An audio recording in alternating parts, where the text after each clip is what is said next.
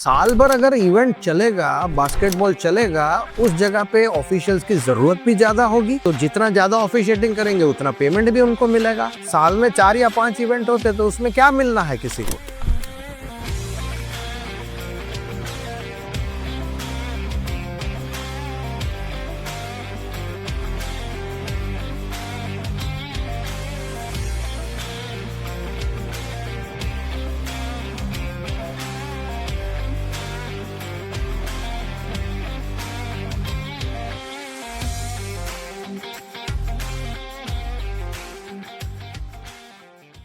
Welcome to Podcast with Professions. I'm your host Kate Tiwari, and with today our esteemed guest Mr. Nehal Ramani sir, and National Referee of VFI and Associate Secretary of GSBA and Honorable Secretary of Baroda District Basketball Association. Mr. Nehal Ramani sir is not just blowing the whistle; he's making noise where it truly matters. A national referee with the Basketball Federation of India, Secretary of Baroda District Basketball Association, Mr. Nehal Ramani sir is a name that echoes across courts, committees, and conversations around the future of Indian basketball. From high stakes to national matches to shaping grassroots talent, Nehal sir has seen and shaped. But beyond the game, he's a leader, a mentor, and a passionate believer in the rise of Indian basketball. So let's talk with directly to Nehal Ramani sir. So, sir, the first question, if we directly come to the question, कब आपने start किया था और कब आपने ये सोचा था कि बास्केटबॉल ही चूज करना है और इसके बाद अपने को ये स्पोर्ट अब मतलब पकड़ के रखना है, इसके अलावा कुछ चूज नहीं करना है? See, basically, I was brought up in a premises that is in early 70s. My father shifted to Baroda in 1973 when I was 3.5 years of age. And my father was with IPCL. So IPCL is a township that was located on a remote place that time. And we had, since it was upcoming township, there were a lot of sports facilities that were given in the school, in the entire township, which had basketball, swimming pool, football, other facilities. Now, as you all know, that in those days, there were no TV, no mobile. So ultimately, we all were engaged in one or the other sports. Right from my childhood, I was seeing seniors playing basketball, and I also thought that this is a good facility and convenient for us. So I started swimming as well as basketball. Oh, However, swimming, I went up to the state level only, but basketball, I played my first nationals in 1980. That is when I was 11 years of age. That time, the under 14 basketball was not there, it was under 12. Right now, what you are seeing this is under 13. yes, sir. That time, it used to be under 12. So, I played my first nationals at the age of 11 and I went to Thane, Mumbai. That was also on the outskirts, not connected with Mumbai very well. So, that is how I began basketball. Since then, I played for Gujarat State on several occasions. Many years I played for district. So if we talk about the refereeing shift, sir, it's becoming a national referee is not a small feat. So how do you manage the workload of all the refereeing shift around? See, when I stopped, I mean, not even stopped, but when gradually I was down because of the age factor, that competitive basketball, now I'm not going to play more. So I was looking forward, to some or the other scope, how to be attached with the game.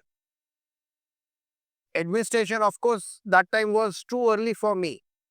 So I had a thought to be with the game, why not to take up officiating?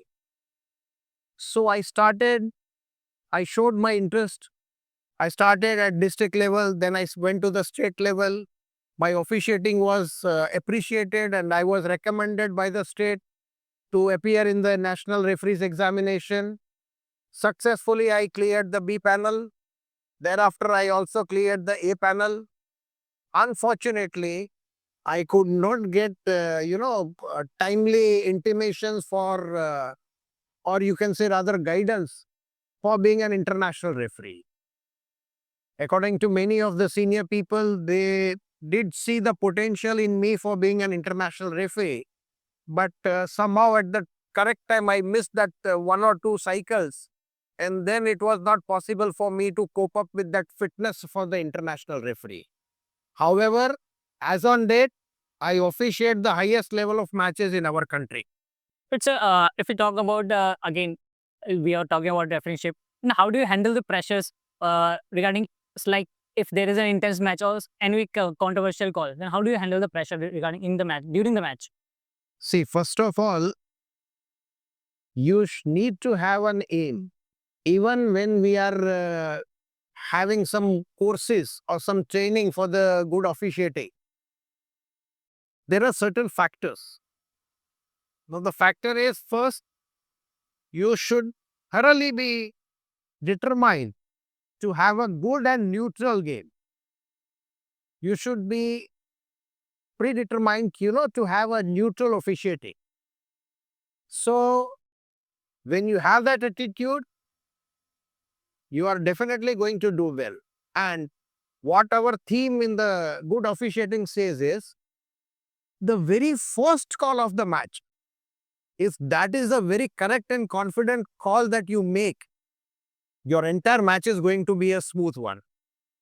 If at all you make a mistake or a small blunder in the very first call, then back of the mind, you will always be thinking of that call, Yes, sir. which may disturb the rest of the calls of your game also. Like the matches. So these are some tactics which we people are trained and taught how to be a good referee.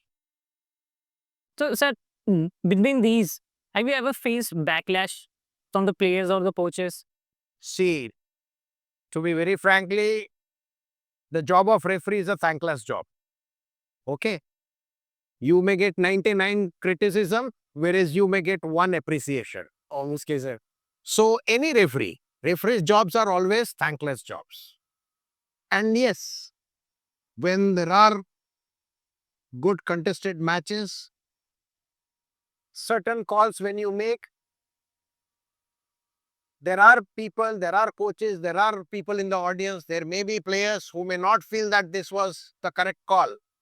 But that is how you have to go ahead with, because one small thing I would like to tell you is, nowadays you are watching IPL. Yes, sir. Everybody, what even is that? What is the role of umpire, To give correct decisions. right? And you are seeing so many reviews, so many change of decisions. That facility is there. We don't have that facility. So far, we don't have that facility. There is one DRS that has been introduced in international basketball as of now. But that also, it is limited to 1 or 2 calls only. जिस तरह cricket में 2 review पर inning होता है, उसमें एक ही call पूरे match में होता है, जहां पे वीडियो देख करके referee can take whether my call was correct और it was not correct, and that is only once in a match. Rest all calls here. Now just tell me one thing. Umpire in cricket has to just stand and take a call. Moreover, in a game like cricket, there is no physical contact between the players. So there are certain norms or rules which you have to just follow straight away. Yes, sir. Whereas in basketball or say football or hockey, there are 100 chances where players are going to have close contacts. Rules are also framed for that. So it is never possible for any referee in this world to have 100%, officiating where nobody can pinpoint your error. Accuracy and precision. Accuracy, 100%. It is as simple as it is. No human is perfect in this world. No officiating is 100% perfect from Yes, sir. everybody's point of view. Very correct. Very correct. So you just talked about IPL and cricket की आपने बात करी. तो sir जैसे कि हमने देखा अभी क्रिकेट को कहाँ से कहाँ तक पहुँच रहे, बट हम बास्केटबॉल को भी हम साथ के साथ देख रहे हैं. पर बास्केटबॉल में क्या आपको लगता है क्या ऐसा लैक हो रहा है, मतलब अवेयरनेस लैक हो रही है, इंफ्रास्ट्रक्चर लैक हो रहा है, या फिर हम बात करें लीडरशिप भी एक पॉइंट हो सकता है जो लैक कर रहा है इसमें, क्या आपको लगता है ऐसा? See, basically, I don't think now we are lacking in infrastructure. There was a point, maybe say 10, 15 years back, having an indoor ground was, some dream of some of the city, or for players playing in the indoor was a dream. But now, since times have approached, we are having beautiful facilities at many of the locations, not only in state, in country. Even in Baroda, we are having Indo Stadium. Surat, we are having Indo Stadium. Bhavnagar, we are having Indo Stadium. Anand. So most of the places now we are having in Indo Stadiums. So infrastructure is not an issue now, as of now. Secondly, the promotion of game has also picked up now. Yes, sir. This is the first year when Basketball Federation of India is coming with a league. Earlier, there were 1 or 2 INBL leagues, but this is the whole league that is being going to conducted by the Basketball Federation of India, wherein you will see professionalism coming in. Similarly to IPL, where there are foreign players involved. Even in basketball, they will be having foreign players. Now, playing with foreign players, competing with them, is automatically going to improve the standard of our players in India. At the same time, what main thing is motivation. Motivation in terms of what? What a player is going to get. So far, other sport players are not getting, but now money is flowing in. And unless revenue is there, players are going to get benefit, no sport can come up. Why do you think cricket is coming up? Because it's a big industry now. Sponsorship. Lot of fund, lot of facilities. Same way, kabaddi, football, where leagues are there, already games are coming up. Now we are very much hopeful. Basketball also, after the league is coming, professionally people will think that approach will differ now, and there will be more and more people going into this game, and it will develop. And more importantly, the latest president of Basketball Federation of India who has come, he himself was a player, basketball player, and he has taken a lot of initiatives to see that basketball is not lacking behind now. He has taken a lot of initiatives and things have worked also. Recently, our team qualified for the ABC, that is after maybe 45, 50 years. So that is how game is going on. उससे sir you have seen मतलब आपने देखा हुआ है grassroot level भी check किया हुआ है आप नीचे से पूरा पढ़ते हुए आ रहे हो देखते आ रहे हो सिखाते हुए आ रहे हो ग्रासरूट लेवल भी आपने चेक किया है और एक एज अ नेशनल रेफरी आपने रेफरीशिप में ऊपर का लेवल भी देखा है तो अब अभी इंडियन बास्केटबॉल की अगर हम बात करें तो आप उसको अभी कौन से स्टैंडर्ड पे देख रहे हो मतलब इट इज ग्रोइंग और जस्ट डेवलप तो मैंने अभी आपको बताया कि before certain years it was okay, but now it has started picking up. Now it has started picking up. The national team is also doing well. Secondly, since past more than 1 decade, that is 8-10 years, Federation is also having foreign coaches. Earlier, we did not have foreign coaches. Now we are having foreign coaches to train our teams. So that is a one step by which the game is going to develop. Players are going to improve. The league coming, it is the next step. Good facilities are being provided at the national championships. Earlier, when I used to play, we were supposed to travel by train, जहाँ पे ticket भी confirm नहीं होता था. We were just given school premises और धर्मशाला, आपको रहना था. वही पे पूरा करना है सब कुछ डेली अलाउंस के तौर पे 10-15 रुपए मिलते थे, जिसमें आपको आपका डाइट पूरा करना था. अभी ऐसा नहीं है. अभी नेशनल चैंपियनशिप में जाते हो, hotel accommodation is compulsory. Food is given good. It is ensured that the food has to be as per what diet the player should have. Infrastructure, जैसे मैंने बताया, most of the nationals are compulsorily to be played in the indoor stadium. So that is well. जैसे players का development हो रहा है, वैसे referees का भी डेवलपमेंट हो रहा है. In short, all connected with the game are developing. जैसे क्रिकेट में हो रहा है, वैसे गेम्स आगे बढ़ रहा है. So we are seeing that future of basketball is also going to be good. In India definitely sir sir एक चीज़ जैसे था मैं अपने आप से ऐसा आउट ऑफ द क्यूरियोसिटी कि जैसे हमें पहले फंडिंग नहीं था इवन क्रिकेट में भी नहीं था आउट 2010 के बाद ही हमने स्टार्ट किया जो भी फंडिंग और ये सब आईपीएल आने के बाद बट जैसे कि मैं अभी आपकी बात करूँ तो आपने जब अर्ली स्टेजेस में स्टार्ट किया था फिर एक एक पॉइंट आता है जैसे कि बाद फिर आपको ऐसा लगा कभी कि नहीं अब मेरे को बास्केटबॉल छोड़ देना चाहिए क्योंकि फंडिंग नहीं है फिर प्रॉपर प्रिपरेशंस नहीं मिल रहे डाइट नहीं मिल रहा है हमको फिर मैचेस नहीं मिल रहे हैं तो क्या आपको कभी ऐसा लगा देखो, एक बहुत सीधी बात है. आज का स्पोर्ट्समैन और पहले के स्पोर्ट्समैन में सबसे बड़ा अंतर ये था कि स्पोर्ट्समैन इंटरेस्ट से खेलता था. ये जो ग्राउंड आप देख रहे हो, यहाँ पे मैंने 15 साल कोचिंग दी है without charging a single rupee. आज की तारीख में मेरे को किसी को भी एंगेज करना है, मेरे को कोई फ्री कोच नहीं मिलेगा, चाहे वो मेरे कैलिबर का हो या ना हो। ओह, जी सर। कोई भी कोच को मैं बोलूंगा कि भाई यहाँ आके सिखाना है, सर मुझे क्या मिलेगा? I don't say that is wrong, that is his need. आज के जमाने में नीड है, विदाउट मनी कोई नहीं करे। Secondly, when we used to give coaching over here, 100-150 बच्चे आते थे और हमको मना करना पड़ता था कि अब बहुत हो गया। It is because we will not be able to justify the players. अगर हम भीड़ इकट्ठी कर लेंगे और उनके पास काम नहीं करवा पाएंगे तो हम जस्टिफाई नहीं कर पाएंगे। सो वी यूज्ड टू से नो, अभी बहुत हो गया, इससे ज्यादा हम नहीं ले सकते। आज की तारीख में अगर मैं यहाँ ग्राउंड स्टार्ट करता हूँ एंड इफ आई से कि इधर फ्री में है, वो रिस्पॉन्स नहीं मिलेगा जो मेरे को उस जमाने में मिलता था। बिकॉज एक पेरेंट्स का कंसेप्ट भी चेंज हुआ है। दे थिंक फ्री है, यहाँ कुछ नहीं होगा, पैसा जहाँ है वहां पे कुछ होगा। That is the mindset of many of the parents. हाँ, देखा है सर मैंने, जैसे कि रेसलिंग में देखा है, कबड्डी में भी यही देखा है। We if you go to northern side then they are जहाँ फ्री है वहां पे इंटरेस्ट नहीं है, जहाँ पैसा लेके करो। क्योंकि एक लोगों की एक सोच ऐसी है कि ज्यादा पैसा ले रहे ज्यादा अच्छा हो, ऐसा नहीं है। But that is not wrong also, क्योंकि if money is flowing in then we, ऐसा नहीं है कि सिर्फ नेशनल प्लेयर्स को और ऊपर वालों को ही पैसा मिलना चाहिए। When we are thinking of making the game develop from grassroots level, even the money should come from grassroots level.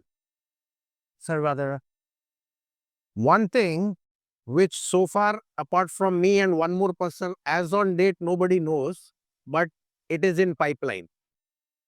जो सोच मैंने अभी आपको बताई उसी के ऊपर हम वर्कआउट कर रहे हैं। अभी ये सिलेक्शन चल रहा है 2012 के बच्चों का। They are under 14। We are targeting grassroot level. So हमने एक प्लान किया है एक लीग करने का, और वो लीग होगा इनसे भी एक साल छोटे बच्चों का, 2013 जो बॉर्न हुए उनका, अंडर 10। और वो लीग हम करवाएंगे गुजरात की 6 डिस्ट्रिक्ट्स के बीच में। गुजरात से जो अच्छी अच्छी टीमें 6 आती है, उन डिस्ट्रिक्ट को हम बोलेंगे कि आप अंडर 13 बॉयज और अंडर 13 गर्ल्स की आप एक टीम तैयार करो। We will be having a league. League will be one center in Baroda. All teams will called here. 2 दिन का इवेंट होगा. Then more rounds of that at other center of Gujarat. Then the third center, जैसा IPL में होता है मेरे घर के, somewhat वैसा, but entire expenses and things will be managed from here only. So क्या होगा, वो लेवल के बच्चों को अगर हम अभी से बताएंगे व्हाट इज बास्केटबॉल प्रोफेशनलिज्म किस तरफ जा रहा है, बच्चों से ज्यादा यहाँ जो पेरेंट्स बैठे ना, उनके दिमाग में भी वो आएगा। They will see there is something in this, they will promote their children. That is how we want the game to go. And अभी तक किसी ने ये एज ग्रुप में जो प्राइज मनी वगैरह नहीं दिया होगा, जो फैसिलिटीज नहीं दी होगी, that we are trying to provide to this age group people. A good cash price, good facilities, good hotel stay, ये सब हम पाइपलाइन में सोच रहे हैं। एंड सपोर्ट भी हमको मिल जाएगा। And I hope by September October we will be able to execute that and it should be a success.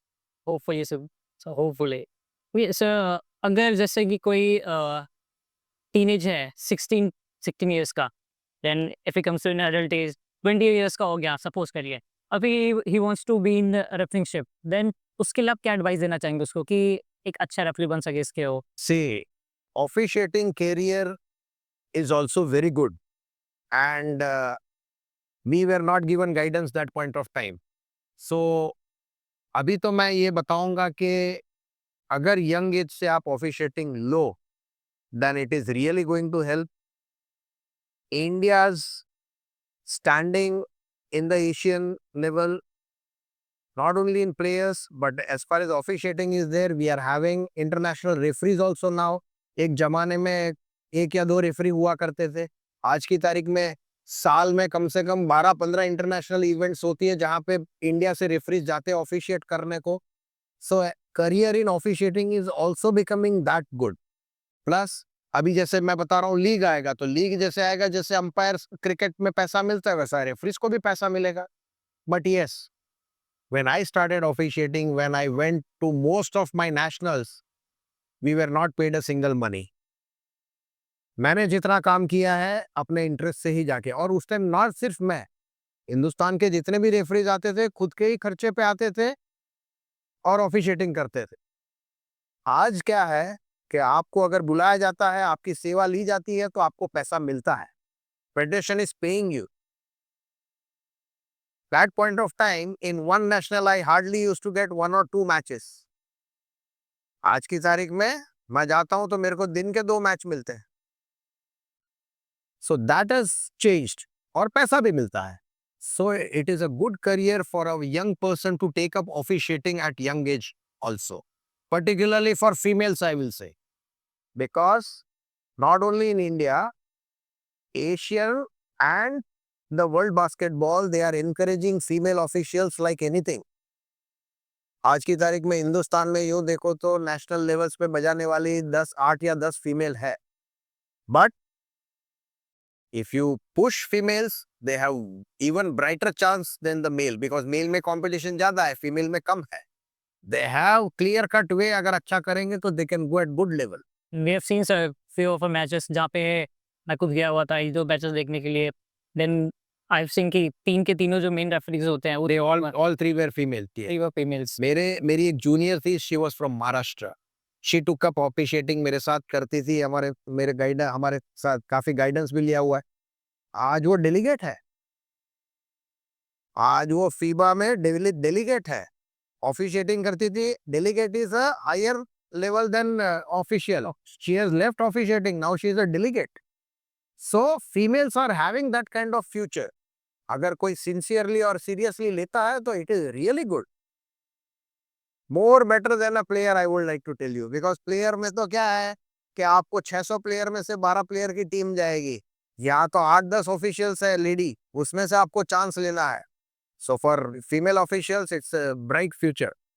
Definitely sir. Sir आपने मेंशन किया पहले कि ऐसे 2 प्लेयर्स थे फिर 3 हुए. तो जैसे कि अभी पहले 2 थे हमने देखा है और अब 3 हो गए हैं. तो इसमें क्या मतलब अभी फ़र्क पड़ा है? ये हम लोग ने तो नहीं, ये क्या है कि हमको बेसिकली ऐसा लगता है कि ये गेम चल रहा है, ये है, इसमें रूल चेंजेस क्यों आते हैं. बट आपको एक चीज बताओ, इंटरनेशनल लेवल पे इतने माइंड्स और इतने थॉट्स ऑन डेली बेसिस चलते हैं कि इस गेम में हमें क्या करना चाहिए, इस गेम में क्या वेरिएशन करने से क्या होगा. So there is a think tank which is working continuously on this game. This rule changes come from there. The rule change ऐसा है कि 2 बंदे थे, अब ये क्या है 28 बार 15 के अंदर आपको इतना फास्ट गेम है, इतने कॉन्टेक्ट्स होंगे. तो they at one point of time they thought कि गेम भी फास्ट हो रहा है and it is being difficult for 2 officials to control the game. So they made it from 2 to 3. Now to tell you, at certain venues it has started 4 also. अभी तक यहाँ implement नहीं हुआ है, बट 4 भी आने लगे हैं बिकॉज गेम इतना फास्ट हो गया है. और क्या होता है रेफरिंग टेक्निक्स में, क्या होता है बेसिक थिंग्स आर, रेफरी के पोजीशन के wise they have a area. So अगर मैं इधर खड़ा हूं तो मेरा एक डेजिग्नेटेड एरिया होता है. I have to blow that whistle only. I can not blow a whistle उधर का. अगर उधर किसी रेफरी से छूट भी गया तो I don't have to do that, because अगर मैं बजाता हूं दूर की विसल, व्हाट इट प्रूव्स, वो रेफरी बराबर नहीं है. So I have to blow whistle of my area. That is a technique. Okay. So sir एक क्वेश्चन जैसे कि as a multiple role in administration और एक एज़ अ नेशनल रेफरी भी आप दोनों साथ में हैं. इन दोनों रोल आप कैसे मतलब वर्कलोड कैसे मैनेज कर रहे हो सर अपनी शिफ्ट और उसका? To be very frank, it's not only 2 roles. 2 roles तो आप बता रहे हो. एक घर की जिम्मेदारी है, एक जहाँ पे हम नौकरी करते हैं वहाँ की जिम्मेदारी है. सही बात है. पर ये सब हो सकता है इंटरेस्ट से. ये सब इंटरेस्ट है. आज की तारीख में भी minimum 3 to 4 national events I attend. 2 में ऑफिशिएटिंग के लिए बुलाते हैं मुझे, एक में मैं खुद से जाता हूँ, और एक में अगर नहीं भी बुलाते हैं या नहीं होता है तो I go with the team as a coach manager या कुछ भी. But I want to be in touch with that because जितने ज्यादा जाओगे उतना आप ऊपर के लेवल में अपग्रेड रहोगे. जितना अपग्रेडेशन का नॉलेज मिलेगा, I can come and share with my juniors here. Same thing can be imparted to this players over here. Okay, तो सर एक रेफरी की क्वालिटी मतलब रेफरी की क्वालिटी पहले और अब कितनी फेयरनेस और बायस है कि नहीं है? आप कैसा इसको देख रहे हैं? इस See, रेफरीज की quality automatically has to change based on the game. जैसा मैंने आपको पहले बताया, game was not that fast earlier. Secondly, उस टाइम एक बेसिक था, टॉल प्लेयर है वो यही खेलेगा. ठीक है. आज की तारीख में ऐसा कुछ नहीं रहा है. Even the play maker 6 foot 2 inch का हो जाता है. स्टीफन करी क्या है, उसका क्या हाइट है? कुछ भी नहीं है. ही is a star. 3 pointers and 3 pointers. He is a star. अभी रिसेंटली मैंने पढ़ा था स्टीफन करी के इतने पूरे कैरियर में first time it was in recent 1 month और ऐसा कि उसने फर्स्ट टाइम डंक मारा है. But he is a big star. So हाँ, टॉल प्लेयर्स का एडवांटेज जरूर होता है. बट पहले टॉल प्लेयर्स क्या होता था, आए रिंग के नीचे खेले, ऐसा नहीं. आजकल tall players you find them shooting 3 points also. So game has change like anything. Okay, तो सर बीएफआई अगर हम करें बास्केटबॉल फेडरेशन ऑफ इंडिया ऐसे क्या स्टेप्स ले रहा है अभी रेफरिंगशिप को प्रमोट करने के लिए कि न्यू रेफरीज ला रहा है या फिर यंग यंगस्टर्स पे ज़्यादा निर्भर हो रहे हैं वो लोग? नहीं, ऐसा है कि हर एक नेशनल चैंपियनशिप में रेफरीज क्लिनिक कंपलसरी कर दिया है उन्होंने. Not only referees clinic, coaches clinic भी कर दिया. एक दिन रेफरीज क्लिनिक होता है, एक दिन कोचेस क्लिनिक होता है. तो जो इंटरनेशनल रेफरीज ऑलरेडी है they come and take session. और जो दूसरे रेफरीज आए हैं उनको they give training, they motivate them, they guide them what are the good qualities of being a good officials. So this all motivational things are going on. इससे officiating का भी standard बढ़ रहा है. और जैसे अगर ऑफिशिएटिंग का में लेवल बढ़ाना हो तो आपके हिसाब से ऐसी क्या-क्या चीज़ें हो सकती हैं, की पॉइंट्स हो सकते हैं, की नोट्स हो सकते हैं जो जिसकी वजह से ऑफिशिएटिंग पे फर्स्ट ऑफ ऑल ऑफिशिएटिंग का लेवल बढ़ाना. आज एक सिंपल चीज बता दूं कि भाई कंपैरेटिवली आज गुजरात से ऑफिशियल्स कितने हैं तो बहुत कम है. गिन चुन के 8-10 क्वालिफाइड है, जिसमें से 3 या 4 बहुत एक्टिवली नेशनल्स में जाते हैं, बाकी जाते भी नहीं है. Where is the same thing you see in south. आज अगर आप तमिलनाडु ले लो, केरला ले लो, यहाँ से इतनी तादाद में रेफरीज आते हैं. द रीजन इज वहां पे साल भर इवेंट्स चलते हैं. तो इवेंट्स चलते हैं, they get engage with in that event. At the same time they are earning also. Gujarat में क्या है कि इवेंट्स बहुत लिमिटेड है, रेम्यूनरेशन इतना नहीं है. So anybody taking as a profession in this kind of state, he can not take it as a career directly, because finance तो चाहिए ना कहीं से. Obviously sir. हाँ, कोई मिलियनर है और उसको बनना है तो उसके लिए ठीक है. But he has to take care, other person has to take care of his daily routine life also and take this thing as professional. आज की तारीख में हिंदुस्तान में भी जितने भी इंटरनेशनल करंट इंटरनेशनल है, they are all employed in some of the other institution. ऐसा नहीं है कि सिर्फ रेफरिंग के ऊपर जीवन चलता है. That is not possible so far in India. Hopefully in upcoming days sir. Yes, वो है, स्कोप है। यही सर जैसे आपने अभी ये मेंशन किया कि गुजरात से अगर हम बेस्ट की बात करें तो कम है, बट साउथ में हम देखते हैं रेफरीज बहुत ज़्यादा है। मैंने भी जैसे खेलो इंडिया और ये से अटेंड किया था मतलब एज अ स्पेक्टेटर, वहाँ भी देखा था मैंने साउथ से मतलब मोस्ट नंबर ऑफ जो रेफरीज है उधर से थे। तो ऐसा मतलब क्या लैक कर रहा है नॉर्थ या वो लोग ज़्यादा? अभी मैंने जो बताया वो साल भर अगर इवेंट चलेगा, बास्केटबॉल चलेगा, उस जगह पे ऑफिशियल्स की जरूरत भी ज्यादा होगी. जितने ज्यादा ऑफिशियल्स की डिमांड होगी उतने ऑफिशियल्स अपने आप इंप्रूव करेंगे to stay in that circuit.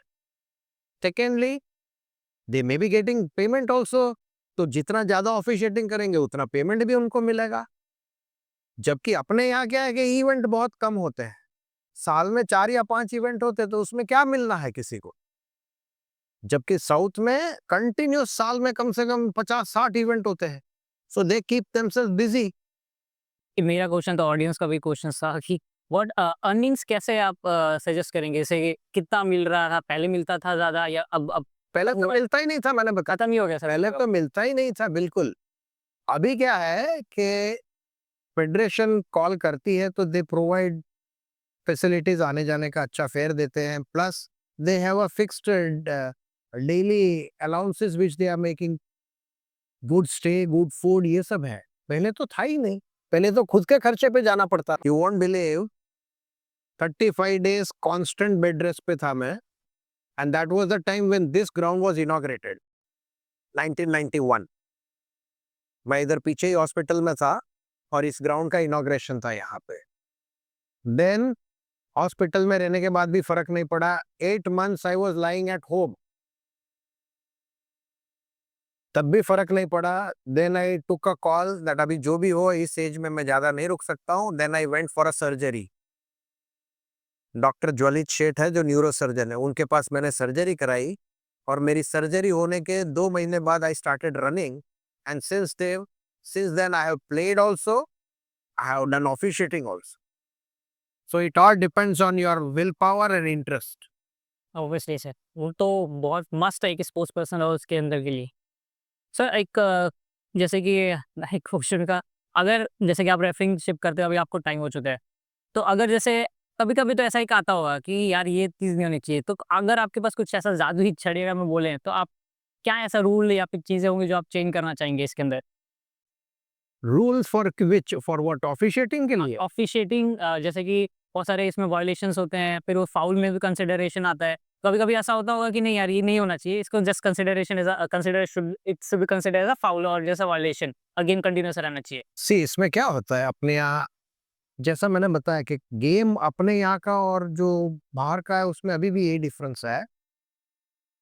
अपने यहाँ जो बंदा स्टेट में ऑफिशिएटिंग करता है उसका लेवल अलग होता है. जैसे ही वो नेशनल में फर्स्ट टाइम जाता है और देखता है, अरे वो तो बॉल पकड़ के दौड़ा है यार, वो वायलेशन नहीं दिया रेफरी ने. आप एनबीए में देखते होंगे. सो वो वेरिएशंस आते हैं कि कहाँ पे बॉल पकड़ के बंदा दौड़ा है, उसको देना है नहीं देना है. और नॉर्मल अगर उसके 2 स्टेप बॉल पकड़ के लेने से गेम को कोई फर्क नहीं पड़ा है, then you have to avoid that call. These are the techniques which are being taught. तो रूल्स तो काफी देखो. और दूसरा, हमारे यहाँ रूल बनाने से कुछ नहीं होने वाला है. जब तक जो चीज ऊपर से धीरे धीरे धीरे करके नीचे आएगी वही हमको एक्सेप्ट करनी. बट तो ऐसा मैंने पहले बताया, to be a good referee you need to have a stable mind. बढ़िया शुरुआत करो, पूरा गेम अच्छा जाएगा. अगर गलत शुरुआत की तो बैक ऑफ द माइंड रहेगा, यार मैंने आज लोचा मार दिया, और वही आपको और लोचे मरवाएगा. सही बात है. सो टेम्परामेंट एक बहुत जरूरी है, मैच्योरिटी एंड टेम्परामेंट. सेकेंडली, कई बार हमने देखा कि हमारे यंग रेफरीज होते हैं, कोचेस कई बार कुछ बोलते हैं, they go up and start argument.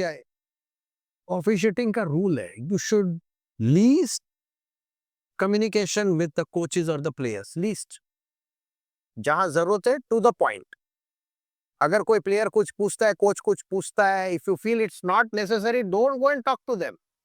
आपने जो डिसीजन दे दिया, खत्म. आप जितनी बातचीत करोगे वो नेगेटिव बोलेगा और वही चीज आपके दिमाग में घुसेगी. That will again spoil your further calls. Be away from that. आपने ठीक किया है, आप आगे बढ़ो. Simple. Short and simple.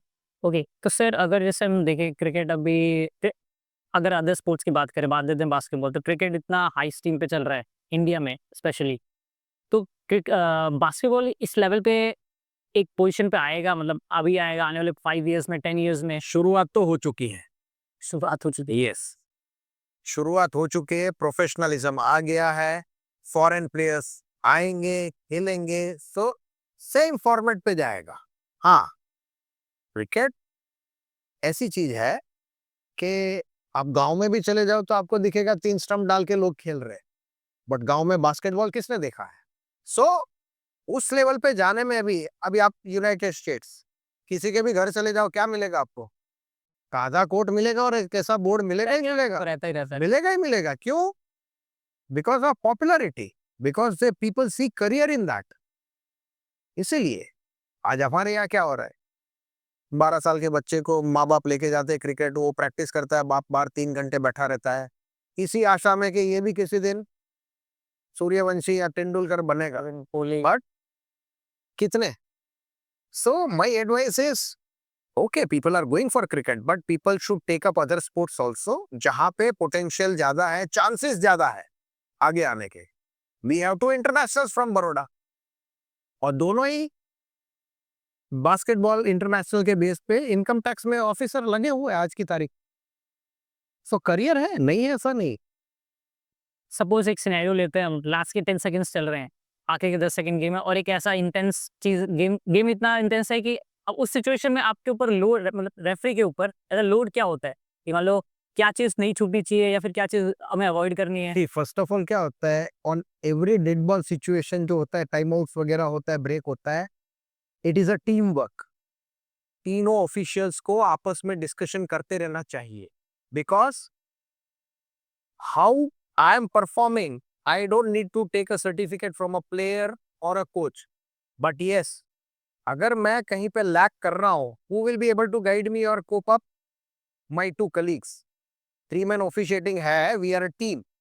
So every dead ball और जहां भी हमको टाइम मिलता है, तो मेरे को कोई कुछ बोलेगा, मैं किसी को बोलूंगा ये कवरेज थोड़ा बराबर करना, इधर ये रह गया था। सो जब भी ऐसी भी कई सिचुएशन आती, he always discuss in advance के please hold on your nerve. अगर कहीं पे मेरे को दिखता है कि उस बंदे ने वहां पे इस तरह से वो खेलता है, उसकी आदत है इस तरह से धक्का मारने की, मैं दूर से विसल नहीं बजाऊंगा, बट उस डेड बॉल सिचुएशन में I will sound two of my colleague, यार इसकी जरा ये आदत है, इस पे ध्यान रखना। So that is how we have to work and see to it that the game is ended without any kind of controversy. That is our aim. Okay, so एक लास्टली क्वेश्चन पूछना चाहूँगा सर। हाँ, एक ऐसा कौन-सा ऐसा stage है, मतलब ऐसा कौन-सा एक सिचुएशन आपके करियर में अभी तक के रेफरिंगशिप में, जो आप कभी भूलना नहीं चाहेंगे उसको? कि हमेशा मोमेंट ऑफ चेरिश बोलते हैं ना कि इसको चेरिश करेंगे पूरे through out your life time. Bhilai Steel Plant में I was officiating with one of my senior, and that time it was 2 men officiating. And the teams that were playing, और वो टीम्स ऐसी state की थी जहाँ के कुछ लोग फेडरेशन में they were as office bearers also. So it was a crucial match going on, और किसी बात पे प्लेयर्स में फाइटिंग हो गई। और फाइटिंग में ऐसा है कि ऐसा नहीं कि अंदर खेलने वाले प्लेयर्स में फाइटिंग हो गई, बेंच पे से भी प्लेयर्स उठ उठ के आए and they started fighting. No doubt within 3-4 minutes everybody was made back to their own courts, but then what call we have to take? What call? Rule तो है, बट रूल जब implement करने का आता है ना, तो it becomes difficult कि भाई कॉल क्या लेना है। शुरुआत हम दोनों ने फाइटिंग की कि हमारे ऊपर लेना है, हमारे ऊपर लेना है, या जितने भी आके इन्वॉल्व हुए उन पर लेना है, कोच पे लेना है, क्या करना है। So that was the very first moment, a big decision I had to take in consultation with my referee, and eventually we had debarred 7 players. एक टीम के 4 और दूसरी टीम के 3। हम लोगों ने डिस्कस किया, एसेस किया, कितने लोग अंदर आए थे, किस किसने मारामारी की, किसने अंदर आके रोकने की कोशिश की। Finally we had taken a call, और दोनों टीम्स के 7 प्लेयर्स को टोटल मिला करके the rest of the match continued, and then the game was smoothly complete. So that was a big thing and big learning for me also. So this was a podcast with Nehal Ramani sir. अगर आपको ये podcast अच्छा लगा है तो like, comment और subscribe ज़रूर करिएगा। अपने कमेंट्स और अपने सजेशंस जो भी आपको अच्छे लगते हैं या फिर आपको पॉडकास्ट अगला किसके साथ चाहिए, ज़रूर अपने कमेंट बॉक्स में डालिएगा। मिलते हैं आप अगले पॉडकास्ट में, तब तक के लिए जय हिंद।